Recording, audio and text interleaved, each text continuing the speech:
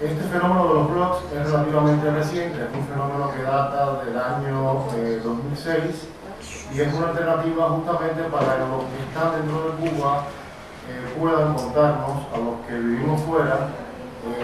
ciertas cosas que suceden dentro del país, pero lamentablemente una vez más estamos ante la disyuntiva que no sabemos cómo hacer llegar a los que están dentro de Cuba y que no son blogueros la información que normalmente en cualquier país circula naturalmente, al menos dentro de sus límites territoriales. O sea, sabemos que en Cuba la información entre cubanos funciona por lo que en Francia llamamos el teléfono árabe, que en Cuba se llama Radio Bemba, pero es muy difícil establecer conductos de comunicación normales entre los propios cubanos,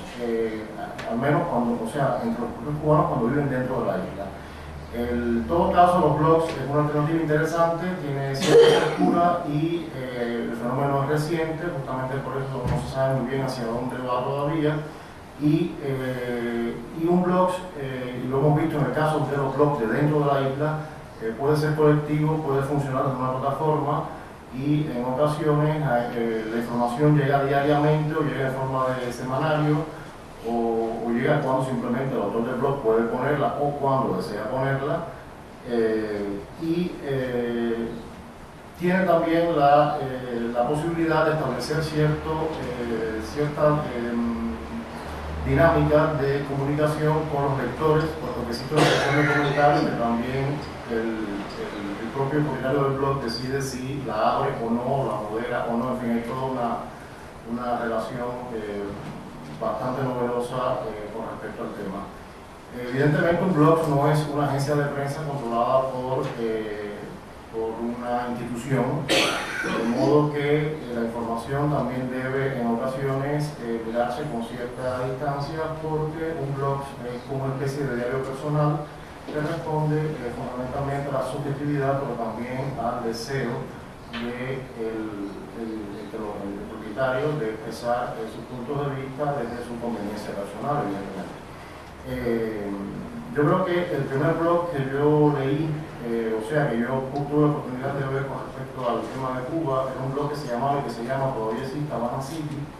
y que fue fundado en el año 2006 y me llamó mucho la atención porque me recordó una película cubana de un poco antes a la fundación de este blog, y esa película se llamaba justamente Sweet Habana. Y la película esta Sweet Habana es una película donde nadie habla, solamente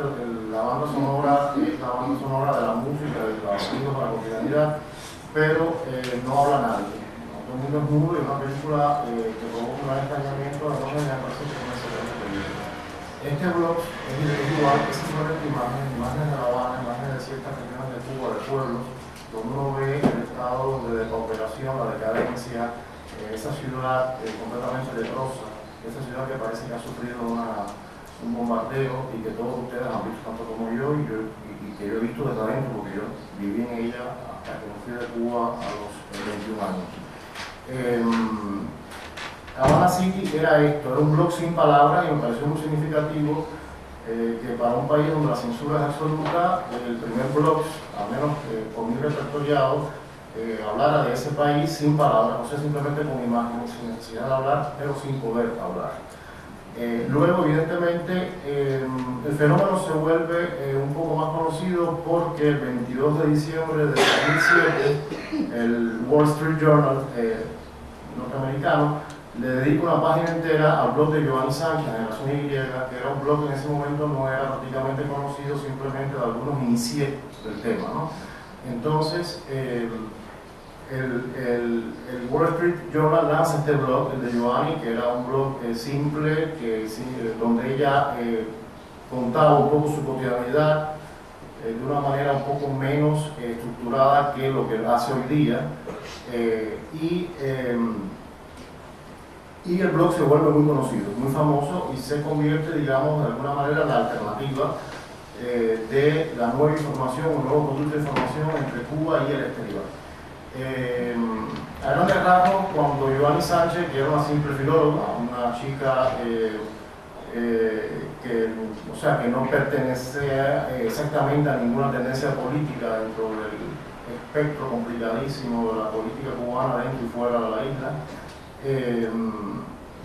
empezaba a reportar un poco cosas de la vida cotidiana de La Habana, pero cosas también que tenían que ver con actos sociales o actos culturales. Por ejemplo, yo recuerdo un post en el cual ella cuenta su experiencia con respecto a la Feria del Libro, la Feria Internacional del Libro de La Habana, y cuenta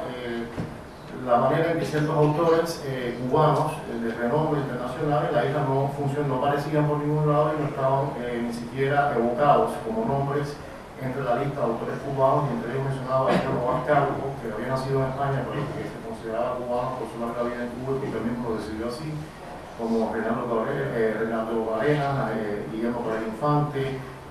Roberto Padilla, etc. La propia Giovanni, y quizás esto le daba el pedigrí de la disidencia cubana cierta credibilidad, porque los cubanos son un poco paranoicos, no paranoicos en lo político. Giovanni contaba, y a mí me pareció muy curioso desde el principio de su blog, que ella tenía un tío que era prisionero de la Primavera Negra del 2003, y ese tío se llama Adolfo Fernández Sáenz, y estaba condenado a 15 años de prisión. Con lo cual ya era interesante saber que una sobrina de un preso de los 75 de la Primavera Negra del 2003 genealógicamente descendía de un prisionero político cubano, de alguna manera. Y esto le daba ya a los ojos de los grupos cubanos en el exilio o de los grupos que llevan información con el tema cubano bastante credibilidad. Desde entonces, evidentemente, el blog de Generación Y, ¿cómo se llama? Y que ella lo llama así porque hay muchos blogs, hay muchas personas en Cuba jóvenes de la misma generación que ella, cuyo nombre comienza con lo de Y, en realidad son nombres espantosos, pero desde mi punto de vista muy personal: Joandri, Johamina, Jomaribelli, todas las combinaciones posibles de las cosas impronunciables. Este blog en realidad fue premiado inmediatamente ella, su labor por el país, con el premio Ortega y Gasset, etc. Y evidentemente el Estado cubano no le permitió, y no le ha permitido hasta el día de hoy, salir a recoger ningún premio, cosa que todo el mundo se pregunta cómo puede ser tan imbécil el Estado cubano. Si sabemos que es un Estado absolutamente maquiavélico, como todo Estado totalitario, no dejar salir a una persona para que no regrese nunca más y quitársela como problema. Esa es una pregunta que sabe todo el mundo y cuya respuesta todavía nadie tiene. En fin, desde esta misma plataforma de Iván, y gracias a su compañero Reinaldo Escobar, se crea una serie de blogs alternativos que forman parte de la misma Academia Bloggers y que se llaman Desde Cuba. Son muy interesantes porque casi siempre todo el mundo habla del blog de Giovanni, que es un poco digamos, el faro, ¿no? en este tema, pero los demás casi nunca son consultados, y yo creo que dada la diversidad de generaciones en cuanto a los autores y de la diversidad de opiniones, yo creo que vale la pena que se conozcan y que también se les apoye de alguna manera y que fluctúe la información entre los que viven fuera y ellos que están adentro. Uno de ellos justamente se llama el blog de Dimas, y lo hace una persona que viene del ancien régimen, o sea, de los que eran marxistas en los años 60 y 70 y que habían sido profesores de filosofía marxista-leninista en Cuba, y que evidentemente es una persona que hoy día colgó el hábito, ¿no? Y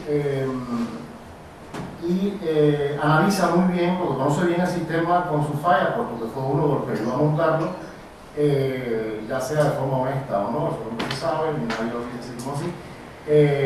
Describe muy bien el infiernillo del tejido social y el tejido político cubano desde adentro. Hay otro blog también de esta misma plataforma desde Cuba que se llama Sin Evasión, que lo hace una joven, una señora no tan joven, pero digamos de 40 años aproximadamente, no, de 50 años, perdón. Yo mismo tengo 40 años, bueno, ya yo no me considero viejo, 50 años, que se llama Miguel Zelaya. Es que todo eso depende de cómo uno se sienta, ¿no? En fin, y es muy curioso porque Miguel Zelaya tiene un lenguaje mucho más duro que el de Giovanni, y lógicamente yo creo que esto es interesante porque hay una dinámica en la cual todo el mundo, y es humano, no quiere repetir sino hacer lo mismo que está haciendo al lado. O sea que quizás inconscientemente ella decidió subir la parada.